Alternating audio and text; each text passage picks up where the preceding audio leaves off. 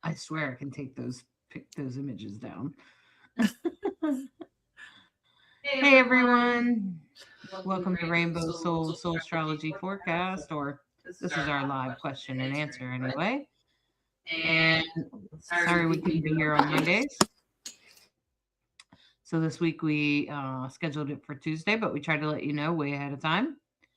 And how it works is we hope that you ask questions maybe about the current astrology or your chart specifically. It's helpful if you know your big three, but at the very least, you have to give us your birthday, date, time, and place. Yeah. And let us know what those are, because we can't exactly give you an astrology reading if you haven't given us any information. So, Uranus goes direct this week. Sort of the big aha, yoo-hoo. That's pretty much like the, what I want to call it, the headline. And our life path is going to become clear. Things are going to become more, I would just say, like, more sort of things will slowly start to say, oh, okay, this is the way we're going. Maybe you didn't know where you were going before, but now things are going to start unfolding for you. You'll start seeing it, and it will depend on if you have anything in Taurus. If you have things in Taurus, it will be more impactful than if you don't, or anything in Scorpio. So if you have placements in Taurus or Scorpio, those will certainly play a bigger part, because Uranus is especially in the later degrees. Uranus is actually in the late degree Taurus, and so I know that we've felt it, Bright Hawk. Yesterday there was a void moon. I felt like definitely yesterday afternoon and all evening was like this. It's just like blank energy. It was almost as if my time was just happening without really happening. But there were definitely some things that needed to happen that we needed to catch up with, and we got them done. So I think that was also a big part of it. Of course, there are still lots of planets in Aquarius. So if you have Aquarius placements, you're probably also noticing that early this week. Later, there is a main sort of broadcast. If you look in the description of this, and I'll put it in the comments too. We have our reels up for all of the horoscopes this week. And we already have up our Substack. If you happen to watch the Substack, you can get our Substack newsletter. And of course, we also post to YouTube and Facebook. And you can see our posts every week there to all of those places. So hopefully you've subscribed or whatever so you can keep track of what's going on. So if you have any questions about how this might be affecting you, just let us know and we'll do our best to answer the question. It's helpful if we know your big three. Just your sun sign's not really enough information. It's more helpful if we know more information, or at least or even better, your whole birthday. So that would be your birth time, date, and place. Okay, so those are kind of helpful. If you don't have your time, that's okay, we can still work with that. Okay, so if you look in the comments, you'll see I put a link to the YouTube and a link to the Substack newsletter. The Substack newsletter breaks it down for you so you can easily see the horoscopes and such for this week. Okay. So interesting that Uranus direct in Taurus Brighthawk rules Taurus. Taurus rules money and resources. Of course it does. It also rules stability and security. And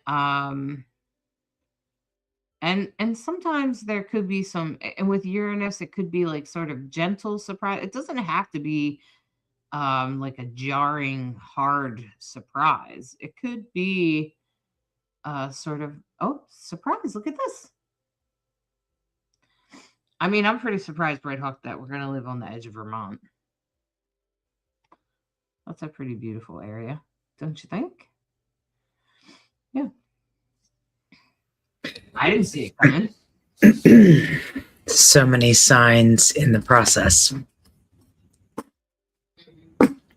Wow. Yeah, it's quite the day.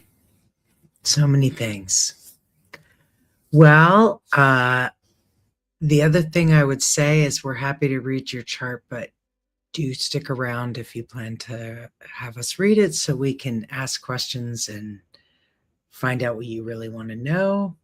So if people just put can I have a reading, but don't give us any information, we can't really do anything for you. So sorry about that.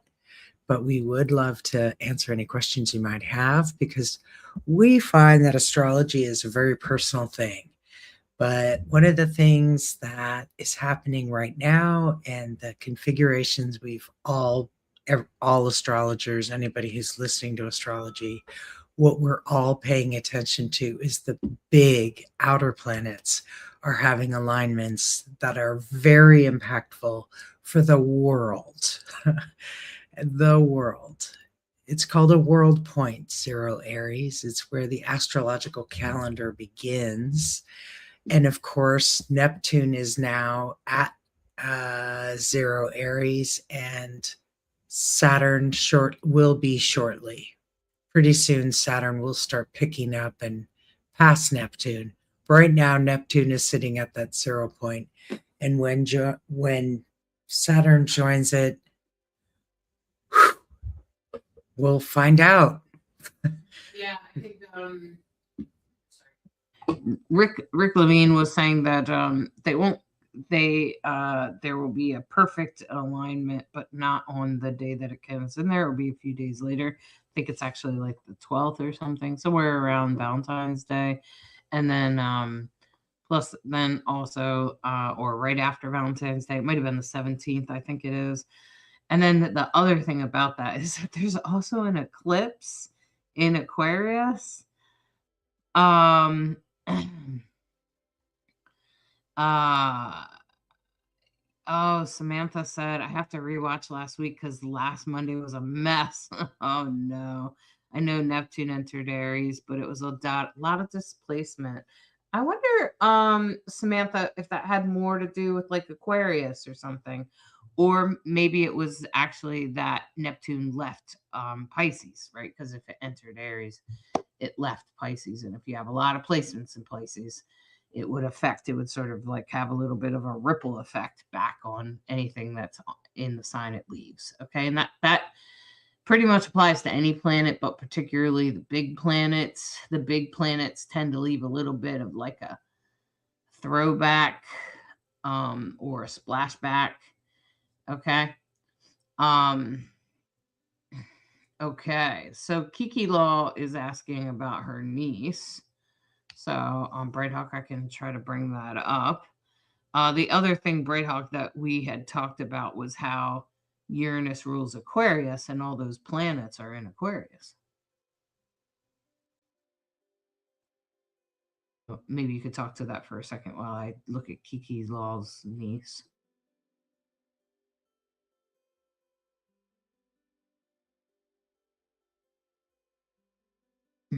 Both of us are going to do that, which is fine. But yeah, so Uranus literally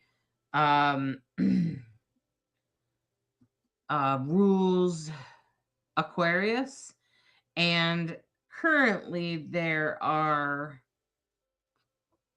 most of the personal planets are in there right now, and so then that what that leads to is that all the planets in there right now sort of speak to that. Okay.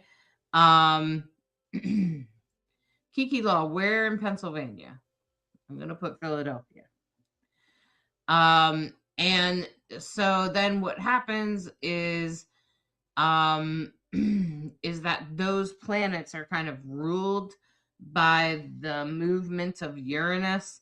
So if Uranus is moving forward, that's also going to speak to, the clarity, and the like there's parts of the that we're definitely seeing, right? So like Taurus is not wanting to really change, or change being hard, and Uranus is the opposite of that, right? So and then we have all these planets in Aquarius, which is like we the people. It's revolutionary, and it tends to be the sort of the revolutionary energy, like we want this to change, and so then as a result, like, did you notice how much LGBTQ people are in the spotlight? I mean, all of my LGBTQ laws, there are so many things going on right now in that department. There are states that are there's some states that are very dangerous right now for LGBTQ people. They don't have any rights. They can't, even if a trans woman has transitioned completely, she can't go into a woman's bathroom in some states. She'll be arrested. There's some pretty intense, unfortunate laws that are being passed, while in other places we're doing everything. I think Colorado, New York, Massachusetts have all done some more protections for LGBTQ people. So that's very interesting, in my opinion. Especially particularly because LGBTQ is very much related to Uranus and Aquarius. And eventually this spring, Uranus is going to move into Gemini. And when it does, the giving a shit about transgender people is probably going to get thrown to the wind. I mean, I think most of us know that the current administration has been using LGBTQ people as a tool as a distraction tool away from the real issues, because we all know the real issue is not because a transgender woman uses the woman's bathroom. Okay, because there's never been a problem. In fact, there are more problems of men molesting little boys in men's bathrooms than there are of trans women. I think there's like this many reports of trans women attacking children in the bathroom. I mean, it just doesn't happen. And it's not really, it's just they're kind of making things up. And children don't typically have surgeries or even take they take something called puberty suppressors or puberty stoppers that just kind of put a pause button on the puberty thing for some kids. And people take it for other reasons other than being trans. There's other reasons we use them. We know they're fairly safe. And if it keeps a kid from taking their own life, well, I think it's worth it. And it's not like so some of the gender affirming care that they're talking about is also other things, such as like using the right pronoun for the kid. I mean, there's some really simple things that are kind of made up and used as tools for the LGBTQ people, to just kind of use it as a tool that scares people. And if you're uneducated about it or unfamiliar with the community, it would be real easy for you to fall for the illusion of that. And now we have this whole Epstein file BS that's coming up, and most of us know that, of course, the president of the United States is definitely part of that child molestation. I think it's interesting that they want to point the finger at transgender people all the while they're the child molesters. So it's an interesting a lot of times that's in narcissism. If you're familiar with the disease, that's exactly what they do. In narcissism, narcissists will project stuff onto you, onto others. That's actually something they're doing.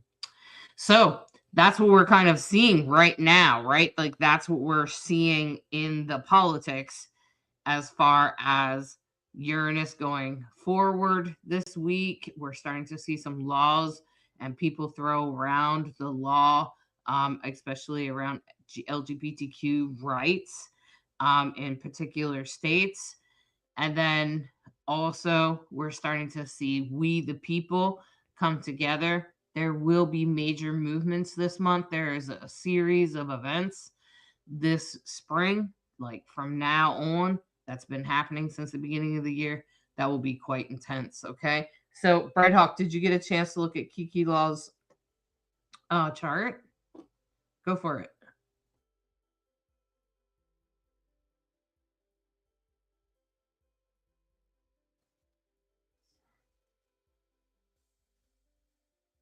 You'll have to unmute yourself. I know that was too many layers down. Okay, so I went ahead and pulled the chart for your niece, and just look at her chart for just a second. June 14th, 2007, Waynesboro, Pennsylvania, 5 p.m.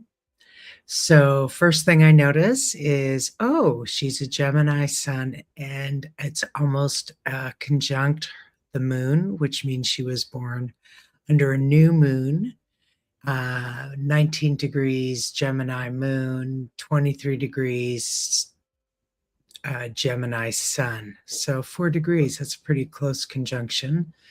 And the ruler of Gemini is Mercury, and it's just a few degrees over in Cancer at 11 degrees in the same house, a challenging house, the 8th house.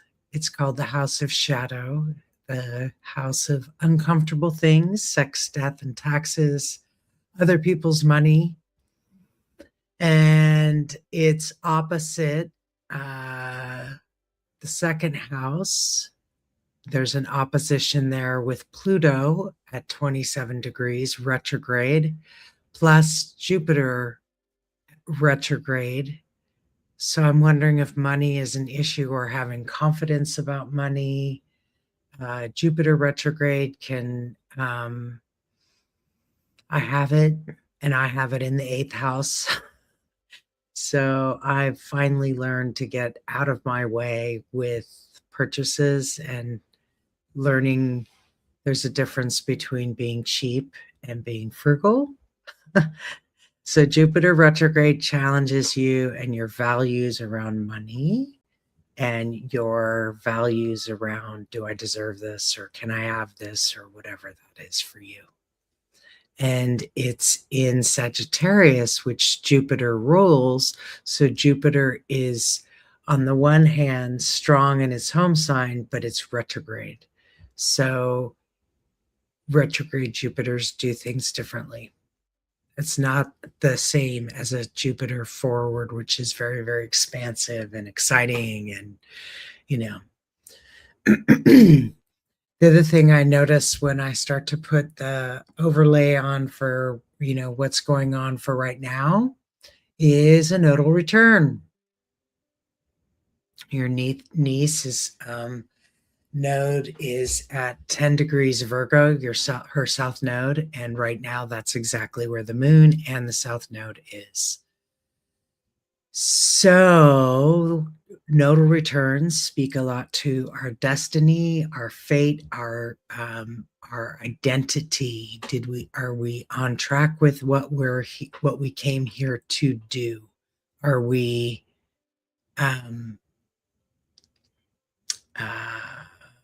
getting a sense of what those connections are? South node involves probably past lives, past life contracts, like soul contracts that you made coming in.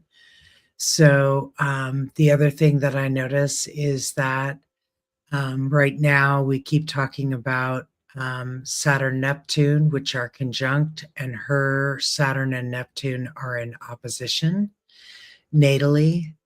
So it's not as the party in Aquarius that we've been talking about, Pluto, Mars, the Sun, Venus, Mercury, all in Aquarius. That's on top of her 15-degree Chiron in Aquarius and 21-degree Neptune in Aquarius. So right now, Venus is conjunct Neptune. So that speaks to relationships and dreams and visions or illusions. And probably illusions. And of course, she's having a nodal return, and the North Node, her destiny, is in Cancer. Pisces, I'm sorry, in Pisces. And her North Node is loosely conjunct. It's an 8-degree orb, so that not very close, but close enough to flavor each other. Her North Node natally is conjunct. Yes, her North Node natally is conjunct her Uranus.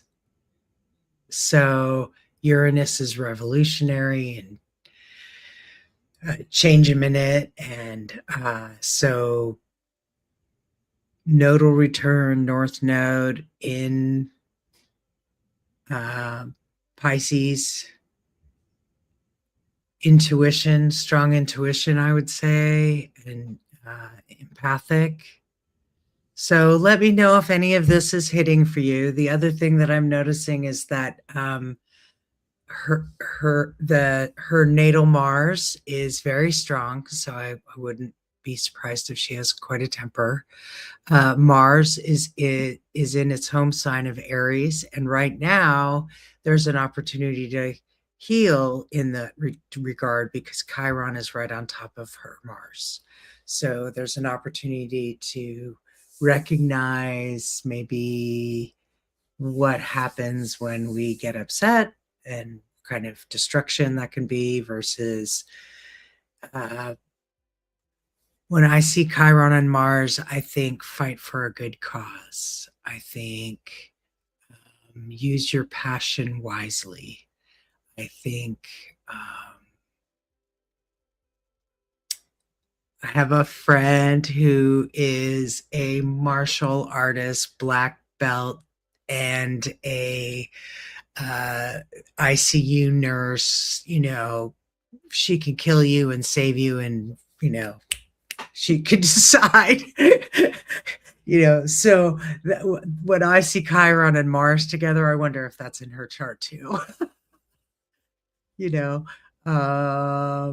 yeah. So tell us if that hits with anything, and go ahead, Hollis. You can definitely take it from here, and I'll put myself on mute. Okay, so Kiki Law, I'm going to share the screen so other people that are here to learn astrology can see what we're looking at. And so I wanted to share my Astro Gold software here with you. Okay, so while you're doing that, I'll answer Chelsea's question. Chelsea asked, what does that mean, other people's money in the eighth house mean?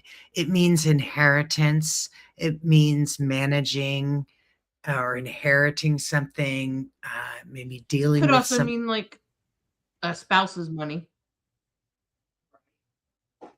Yeah, so literally other people's money, Chelsea. Literally. Okay, great. And Kiki Law said that sounds good. All right. Okay, Kiki Law said she's kind of new to astrology. Well, here's the thing, Kiki Law, as you can see here, this is a very complicated chart because this is, for what I use to do professional readings. But this is what Bright Hawk was talking about here. You got the sun and the moon conjunct up here in the eighth house, which is, like we said, the house of other people's money or taboo topics. It can mean all of those things. It can be, maybe sometimes she's attracted to what would be considered kinky sex. Also, she might experience the death of certain people in her life. Maybe, she may also learn through death or transform through death. It doesn't mean that she would die. Of course, she will someday, but that's not what it usually means. It usually means that if you have some placements in here, it might mean that you change through death. You experience major, profound change through death. Sometimes it can also mean like taxes, or sometimes it can mean other taboo topics, other things that people don't want to talk about, including like mental health, um, and all sorts of things like that. And since it's Gemini, I wouldn't be surprised if she maybe even calls herself bipolar, something to that effect. And since the ruler is Mercury, we would look to, so the Gemini rules the eighth house here, and Mercury is also there. So I think sometimes it's probably hard for her to communicate her feelings exactly how they want to come out. And I think I agree with Bright Hawk with them being in opposition down here to this Jupiter and Pluto down in the second house, which are both retrograde. That speaks to um, having a hard time with money somehow. So wouldn't be surprised if she struggled with money somehow. I'd also say that she has some major planets in retrograde, but she does have Saturn at the top of the sky in Leo, but it's opposite Neptune in Aquarius, which is retrograde. So that's up here. That's at the top of thing. Kind of looks like an H, right? Saturn speaks to our system, what we do, and in our everyday life, and where that placement is. It has to do with like her work and her job, and what she puts out in the world. So if she's struggling with career, I'm not really surprised. She'll probably struggle with career until Saturn gets there, um, in some years. Around the age of 27 to 30, she'll probably discover what she really wants to do. In the meantime, I would recommend that she work on harvesting self confidence and belief in herself, because the number one thing that will hold her back is her own self belief, her own illusions or delusions about herself, frankly, that probably got handed down from parents, or other adults, probably parents. and other wounding, maybe bullying or something like that at school, or teachers shaming her, anything like that. They would make her feel like she's stupid or dumb or not capable somehow, or not enough.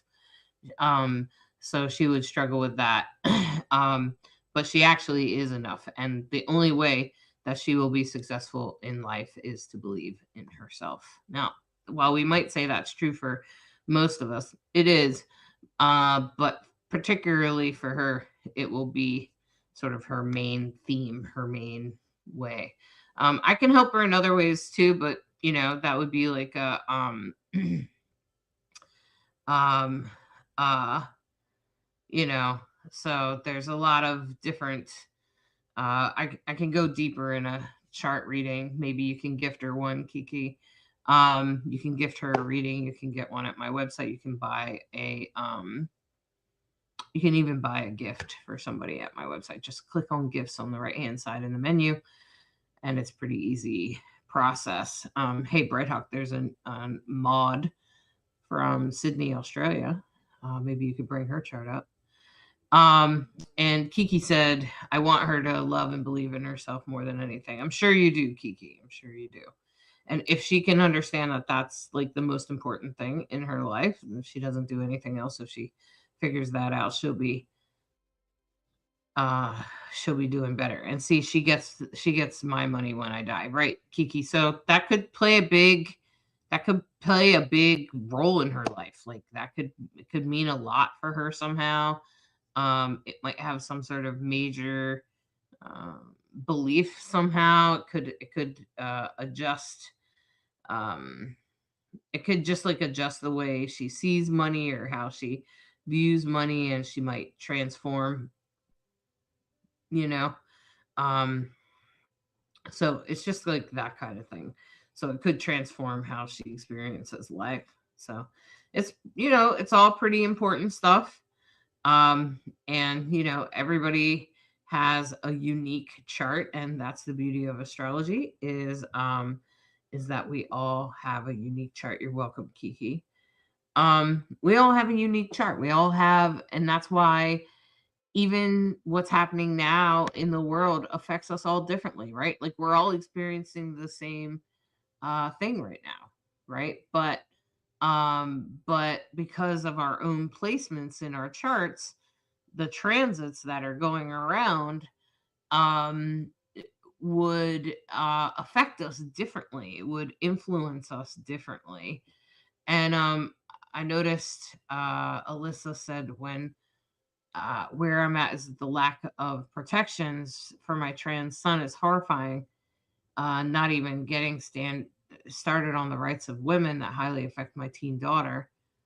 Yeah, so Alyssa, even that experiences probably looks differently in both of your kids' charts, like how the influence of what's happening right now, like the Aquarius transits and the Neptune Saturn, the Aries point. Where is the Aries point in their chart? Which is 0 degrees Aries. Where is that? So, so those are the kinds of things that we look at because it's going to affect different, depending on where it is in your chart, will depend on how it affects you personally. That's how astrology works. It's a very powerful tool. In my experience, it is the most accurate tool I've ever used. You can pull cards all day long. You can do pendulums and everything else. But nothing is as accurate as astrology. That's just my experience. So, um, Okay. So Maudley, I assume this is for you personally. So I'm sure you know you're a Taurus, 0 sun Taurus, actually. So very potent.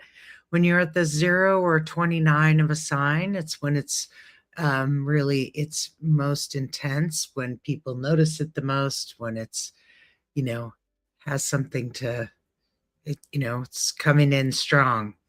So Sun and Taurus in the 3rd house, and of course, you're a Pisces rising, Aries moon, another almost new moon person, 15 degrees Aries moon. So everything that's lining up right now in Aries, right now, it's going to line up on your 0 Venus Aries.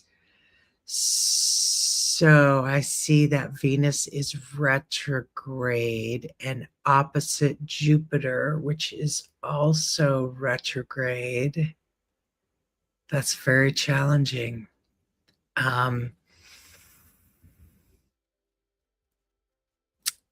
uh, okay, so Saturn on the ascendant in, well, this Saturn is actually in Aquarius, but the ascendant is Pisces.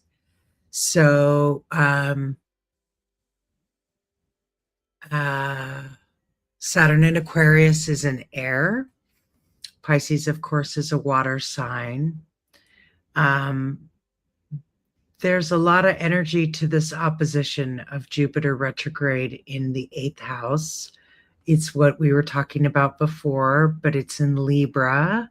So again, really wanting Libra's, of course, always about fairness and balance and equality, and has a great sense of style. So retrograde in Libra in the 8th house. Again, that's Jupiter in the 8th house is eighth house is other people's money. So, and I have this placement. I have Jupiter retrograde in the 8th house. Exactly. So yes, I ended up being the person who ended up dealing with my parents' estate and all of that came with it, which was not fun, not easy. The thing that I like that I want to talk to about this chart is the Grand Trine, which is the moon in Aries, 15 degrees Aries, to the North Node at 12 degrees Sagittarius, and Chiron, 17 degrees Leo. So Grand Trine in fire is loves to take action, and action comes easy and things come together. And blessed be, you don't even know how good you have it. So hopefully it's appreciated. We need a certain amount of squares and oppositions to get things done. I always hear Rick Levine reminding us, which is true, and I definitely know that in my chart. When I see Venus retrograde, I often think difficulties early in life, in not easy. And it's there with Mercury and the moon. So some strong emotional energy, fiery emotional energy that I'd actually like you to talk to, Hollis. And so, yeah, I think, did I speak to the main things? Sag moon, which means that fun loving, careful about not to abuse, go overboard. Substances, the signs that tend to have a difficulty with knowing when to stop is Sag and Gemini. So, Pisces. and Pisces, right? There's usually 3 that have a point to the same thing. So, yeah, you want to speak to the rest, and hopefully some of that was helpful. You didn't really ask a specific question, but Maud, I hope that was some helpfulness. Oh, I didn't put the overlay of what's going on right now. I would have to edit that for Australia.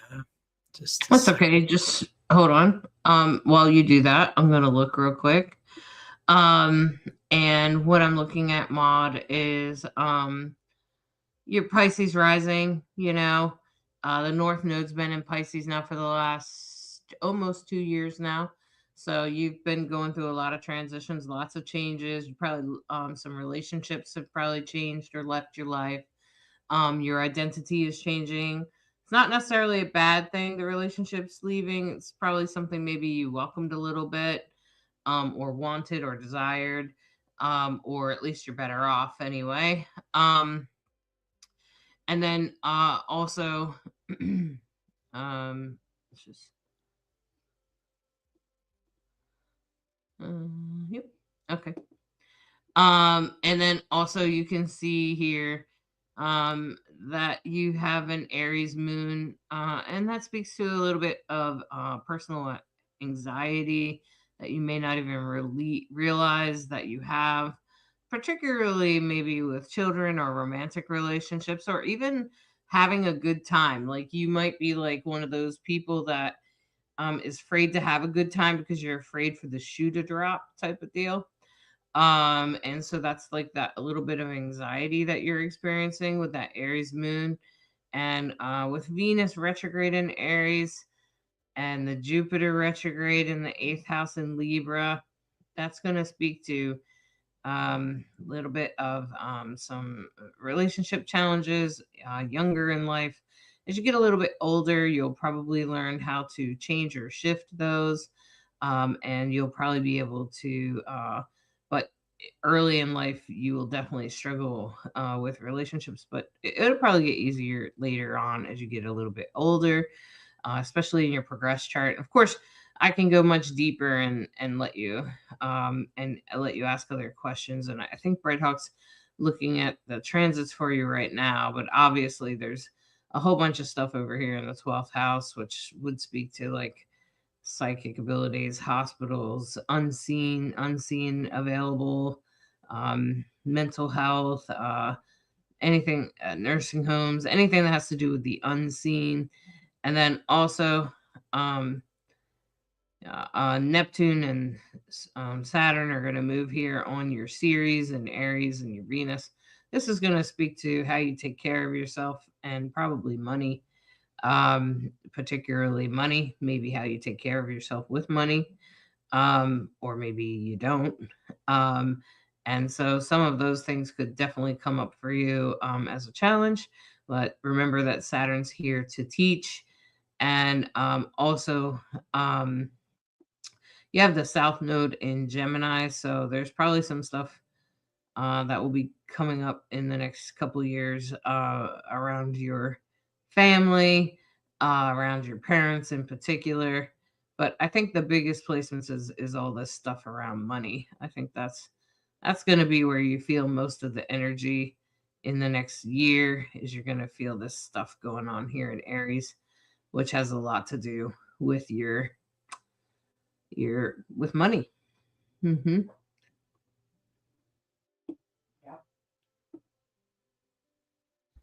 Yep, exactly. Uh, Okay, and so we can move on. okay. Oh, hopefully that was helpful for you. Let's see. I also have I also have Alyssa's son. Um, I'll just be honest. I tend to have a favoritism to transgender people because I can. Um, I believe your son is trans, Alyssa. Um, which of course I always like to look at transgender people's charts. I will say that he has a grand trine, which is really great. Teaching him uh, gratitude for things instead of taking them for granted would be the best thing you ever do for him. He does have a lot of Aries placements coming up. You can see that he has all that stuff in Aries, and of course, we've been talking about Saturn and Neptune moving in there. I think it won't affect him right away. Um, Let me just mute you, Bright Hawk, because I keep hearing myself. It won't affect him right away. But what I will say is that I wouldn't be surprised if he ends up on some sort of public stage, Alyssa. This up here is Hermaphrodites or um, It's like a gender neutral asteroid.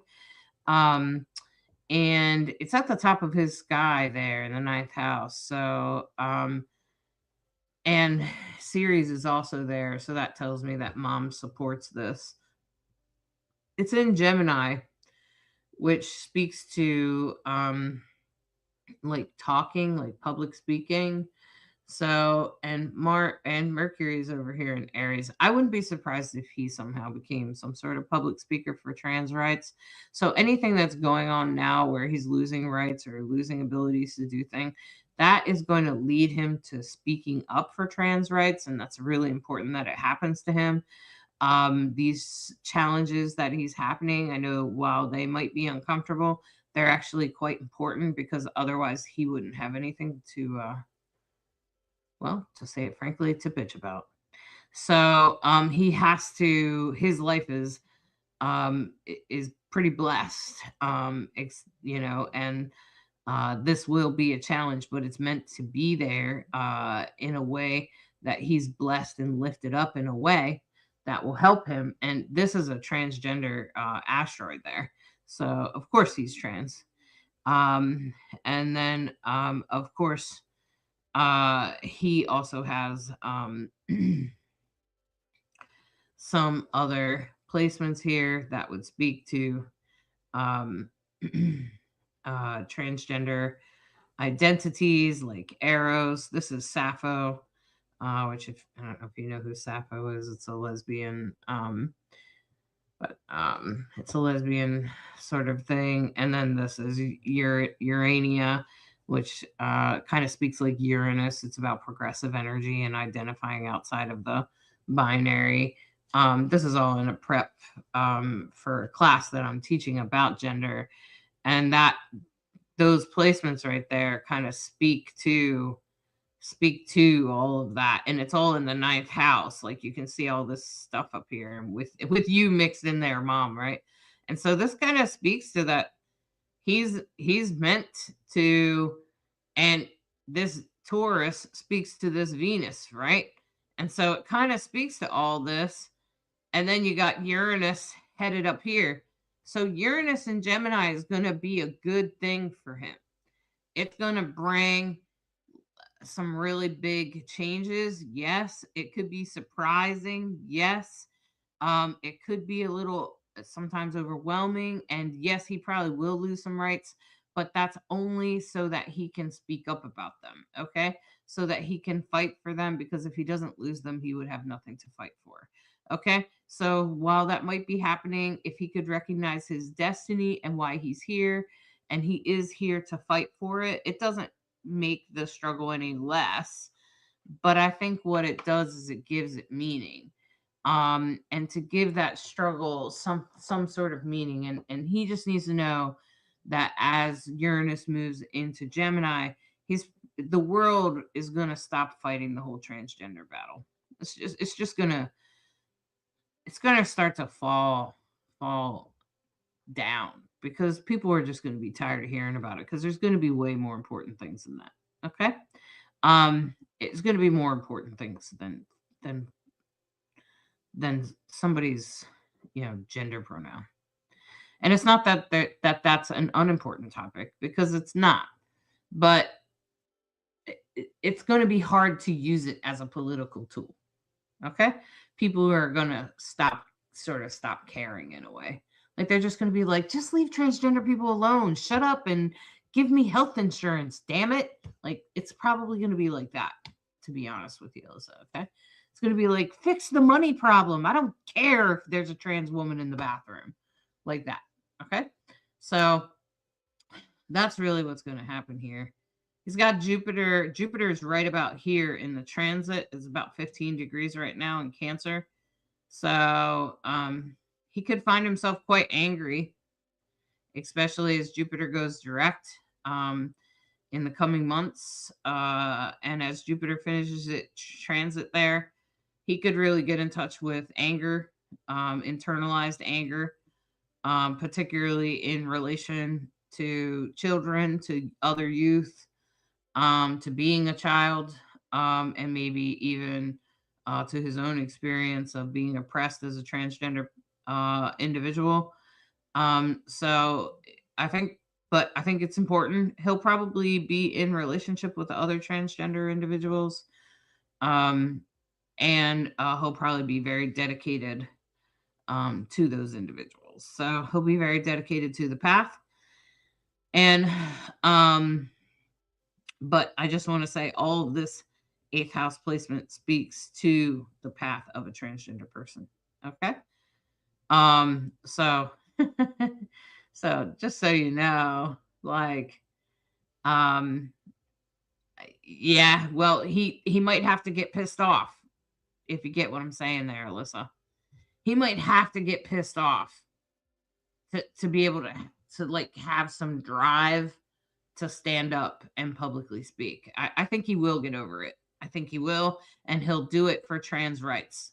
That's why he'll do it. He has to have something to push him up there, if that makes sense. So the one thing that's going to do it is trans rights, and you're going to support him. I'm sure you will. So yeah, yeah, yeah. What has changed is it's the Jupiter transit on his Mars, and Jupiter's going to go direct soon. And when it does, along with Uranus going direct, along with all that energy in Aries, it's just going to drive him to finally do something. So I'm excited to see him speak out about, even if it's not like in front of a crowd, maybe he just might speak out in front of, a half dozen people or a dozen people, or maybe just the neighbors or whatever. But somehow he's going to speak out in a way that helps change people's minds. Okay. So I think that that's really what's important here. Um, Samantha, I'm glad you answered your own question. She asked if are the moon and Mercury always together. Nope. Nope, just a coincidence. Um, So, what I would say there, great question, by the way. What you will notice is that Mercury and Venus will always be within one sign of the sun, if not in the same sun sign, because they travel very close to the sun, right? So you're never going to see it more than one sign away. But the moon could be in any sign, and it was just coincidence what you noticed. So good question, though. yeah, Well, so gosh, the hour has kind of flown by. Thanks so much. I hope you've all enjoyed listening to Rainbow Soul Astrology. You can always get a reading with Hollis and or me. You can go to psychicinsights.com or is it .life?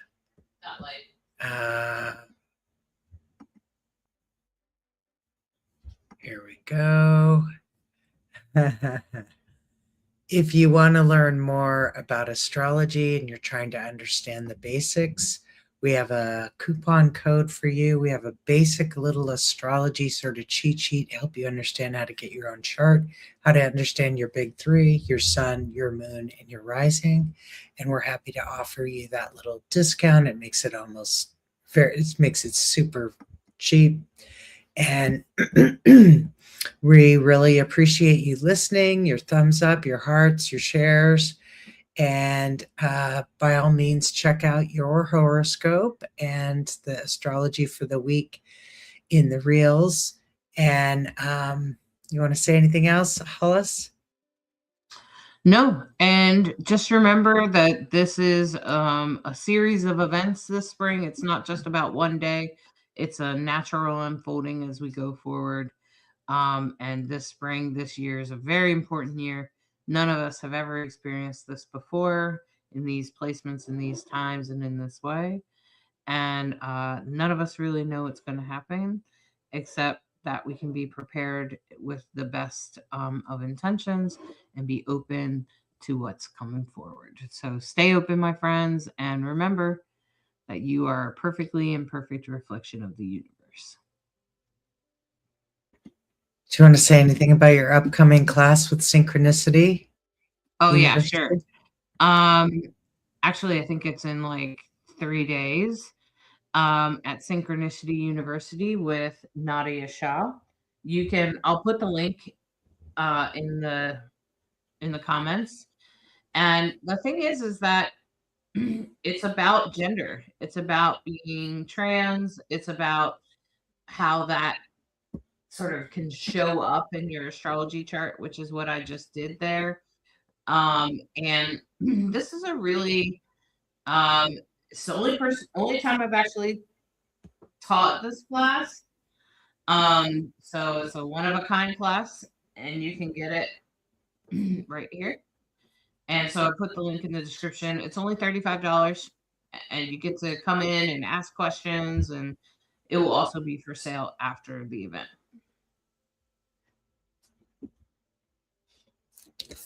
Excellent. Well, again, we wish you all the very best. We love your questions. We love sharing this time with you. Thank you so much for listening to Rainbow Soul Astrology, where we try to be a link between you and the stars. Have a great week, everybody.